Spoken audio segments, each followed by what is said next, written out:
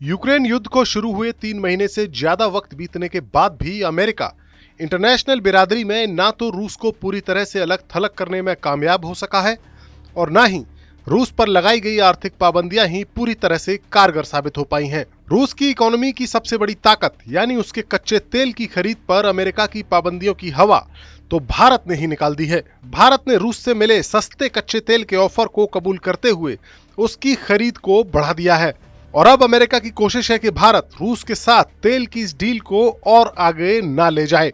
इसी कोशिश के तहत अब बाइडेन सरकार ने भारत में अपनी एक खास दूत को रवाना कर दिया है। ये खास दूत हैं अमेरिका के वित्त विभाग की असिस्टेंट सेक्रेटरी एलिजाबेथ रोजनबर्ग।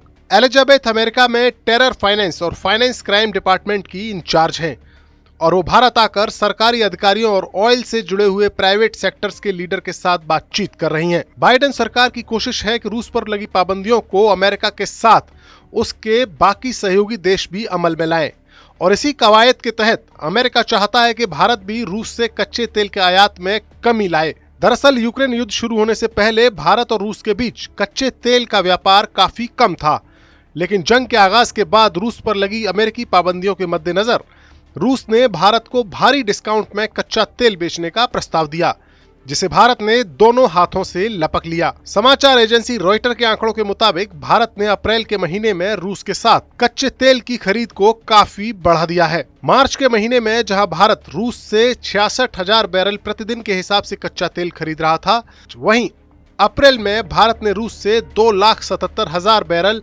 प्रतिदिन के हिसाब से तेल खरीदा है। भारत की खरीद का यह आंकड़ा मई में और ज्यादा बढ़ने की उम्मीद है और यही बात बाइडेन सरकार को टेंशन दे रही है, क्योंकि भारत दुनिया में कच्चे तेल का आयात करने वाला तीसरे नंबर का देश है और अगर रूस से भारत को सस्ता तेल लगातार मिलता रहा तो भारत इस खरीद को और ज्यादा बढ़ा सकता है और अगर ऐसा होता है तो फिर रूस पर लगी अमेरिकी पाबंदियां बेमानी हो जाएंगी।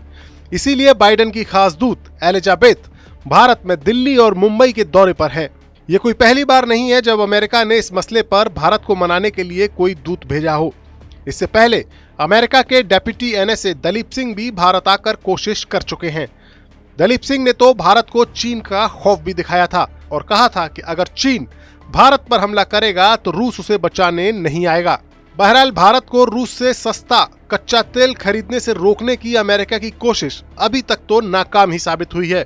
ऐसे में अब बाइडेन की नई दूत यानी एलिजाबेथ कितनी कामयाब रहती हैं, ये देखने वाली बात होगी।